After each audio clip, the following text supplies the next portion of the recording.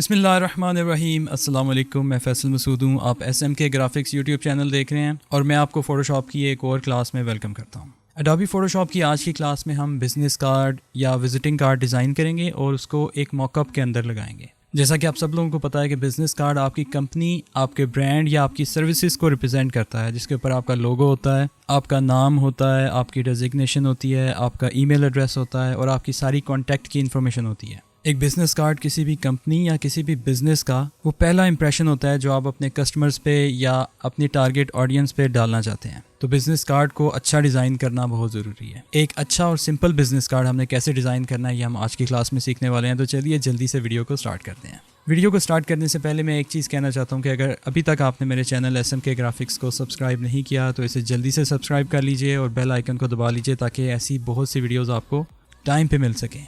जी, तो आप जैसा कि यहाँ पे देख सकते हैं कि ये एक बिज़नेस कार्ड मैंने डिज़ाइन करके रखा हुआ है। ये मैंने कॉलेज के स्टूडेंट्स के लिए उनकी प्रैक्टिस के लिए एक बिज़नेस कार्ड डिज़ाइन किया था और इसके अंदर आप ये देख सकते हैं कि आपके पास जो इसका साइज़ है, जो इसकी डायमेंशन है वो है 3.5 इंचेस बाय 2 इंचेस। जो आपके बिज़नेस कार्ड का स्टैंडर्ड साइज़ है वो 3.5 इंचेस बाय 2 इंचेस होता है और अगर आप इसको मिलीमीटर्स में देखें तो ये 90 मिलीमीटर्स बाय 50 मिलीमीटर्स के करीब होता है। इसके अलावा आप 85 मिलीमीटर्स बाय 55 मिलीमीटर्स का बिज़नेस कार्ड भी देखते हैं। ये डिपेंड करता है आपके कस्टमर के ऊपर। अगर आपके कस्टमर ने आपको कोई रिक्वायरमेंट दी है तो आप उसके मुताबिक डिज़ाइन करें, वरना आप जो इसका स्टैंडर्ड साइज़ है उसी को फॉलो करेंगे। अब जल्दी से इस बिज़नेस कार्ड को हम डिज़ाइन कर लेते हैं। बिल्कुल सिंपल है, इसमें चंद बातों का हमने ख्याल रखना है, वो मैं आपसे शेयर करता हूँ वीडियो के साथ साथ, तो वीडियो को पूरा देखिएगा। तो सबसे पहले क्या करते हैं, हम एक न्यू डॉक्यूमेंट क्रिएट करते हैं। हम इसके यूनिट पहले चेंज करेंगे, इंचेस में कर लेते हैं और इसकी जो विड्थ है वो हमने रखनी है 3.5 और इसकी हाइट हमने रखनी है 2 इंचेस।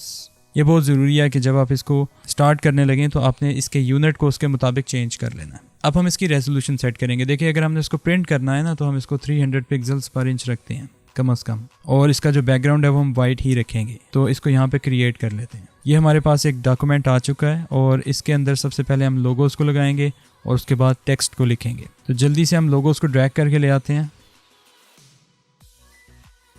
एक चीज़ का आपने ख्याल रखना है कि आपके लोगोस जो है बिल्कुल अलाइन होने चाहिए एक दूसरे के साथ। तो उसके लिए हम क्या करते हैं, Ctrl+R दबा के ये रूलर को ऑन कर लेते हैं और ड्रैग करके यहाँ से गाइडलाइंस को ले आते हैं, जिसके मुताबिक हम अपने इन लोगोस को अलाइन करेंगे। ठीक है, देखिए हमने इसको अलाइन कर लिया है। अगर आप इसको सेंटर अलाइन करना चाहते हैं तो आप सेंटर अलाइन भी कर सकते हैं, क्योंकि ये जो आपके लोगोस हैं ये एक जितने नहीं हैं, इनमें डिफरेंस है। एक चीज़ का आपने ख्याल रखना है कि आपका जो राइट वाला लोगो है और जो लेफ़्ट वाला लोगो है उसके लेफ़्ट और राइट साइड पे जो स्पेस है वो इक्वल होनी चाहिए दोनों की। ठीक है, इसी तरह बिल्कुल ऊपर वाली स्पेसेस भी इक्वल होनी चाहिए। तो अब हम नेक्स्ट क्या करने लगे हैं, हम इसके अंदर टेक्स्ट को लिखने लगे हैं, government of the Punjab technical training and vocational training authority. तो हम यहाँ पे अपने इस इदारे का नाम लिख लेते हैं। हम इसके कलर को ब्लैक सेट करते हैं। हमने इसका जो फॉन्ट है वो एरियल रखना है। आप कोई सा भी सिंपल फॉन्ट यूज़ कर सकते हैं, एरियल रख लें, मेरियट प्रो रख लें। ठीक है, ये मेरियट प्रो हमने सेट कर लिया, ये ज़्यादा बेहतर लग रहा है तो हम इसको मेरियट प्रो ही रख लेते हैं।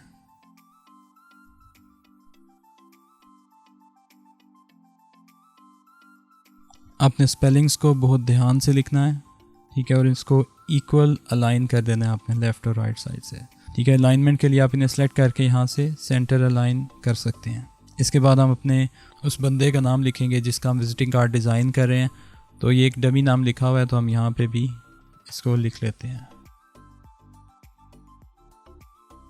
ठीक है, एक बात का आपने ख्याल रखना है कि नाम थोड़ा सा बड़ा लिखेंगे और इसको सेंटर में यहाँ पे लिखेंगे। आप नीचे इसकी डेजिग्नेशन लिखते हैं। ठीक है, उसको हमने बोल्ड रखा था, इसको हम रेगुलर रख लेते हैं और इसके साइज़ को छोटा कर लेते हैं। उसके बाद नीचे हम एड्रेस लिखेंगे। ठीक है, एड्रेस लिखते हुए आपने इन चीज़ों का ख्याल रखना है कि आपका जो एड्रेस है वो उनकी लाइंस के दरमियान जो डिस्टेंस है, जो फासला है वो इक्वल होना चाहिए और इतना साइज़ रखना है कि आपको इजीली पढ़ा भी जा सके और सारे का सारा content, mobile phone number, landline number, email, ये अच्छे तरह से आपके इस विजिटिंग कार्ड के ऊपर पूरा भी आ जाए। वन बाय वन हम लिखना स्टार्ट करते हैं। यहाँ पे आप अपना एड्रेस लिख सकते हैं।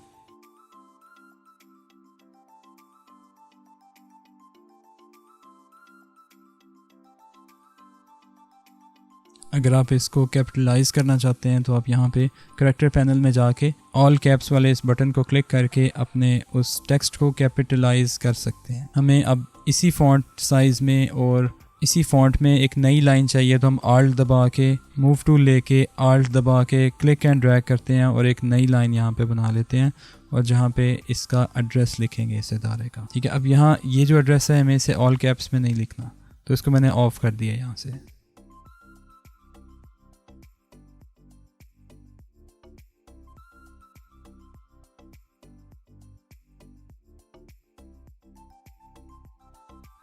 अब हम जल्दी से इसी लाइन को नीचे कॉपी कर लेते हैं और यहाँ पे हम ईमेल एड्रेस लिखेंगे।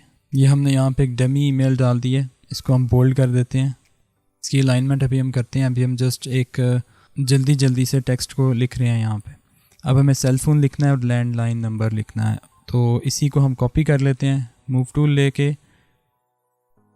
एक कॉपी यहाँ पे रख लेंगे, एक कॉपी ऊपर रख लेते हैं, तो यहाँ पे हम इसका सेल फ़ोन नंबर लिख लेते हैं। ठीक है, मैं एक डमी सा नंबर डाल रहा हूँ और यहाँ पे हम उनका लैंडलाइन नंबर डालते हैं। अब अपने इनको अलाइन करना है, तो देखें यहाँ पे ये थोड़ा सा इशू आ रहा है, यहाँ पे ये स्पेस इतनी ज़्यादा नहीं है कि ये इसमें पूरा आ जाए, तो इसका साइज़ थोड़ा सा हम कम करके देख लेते हैं। ये जो सेकेंड लाइन है इसका जो साइज़ है वो 8 है, तो इसको 7.5 करके देखते हैं। थोड़ा सा साइज़ कम किया तो देखें अब ये चीज़ें यहाँ पे एडजस्ट हो जाएंगी। अगर आप इसका साइज़ 8 कर लें और इनके दरमियान जो स्पेस है वो कम कर लें, जो ट्रैकिंग है इसको अगर हम कम करते हैं तो भी एडजस्ट हो जाएगा ये इजीली। ट्रैकिंग को हमने -20 कर दिया तो ये इजीली एडजस्ट अब हो सकता है इसके अंदर। अच्छा, अब आपने इन लाइंस को अलाइन करना है, लेकिन अलाइन करने से पहले आप इन सारी की सारी लाइंस का जो साइज़ है, टेक्स्ट का साइज़, वो एक ही रखेंगे। ठीक है, वो टेक्स्ट साइज़ कम ज़्यादा नहीं होना चाहिए। अगर आपने 8 रखा है तो 8 पॉइंट्स ही रखेंगे सारे के सारे टेक्स्ट का साइज़, और इन सब को हमने 8 कर दिया।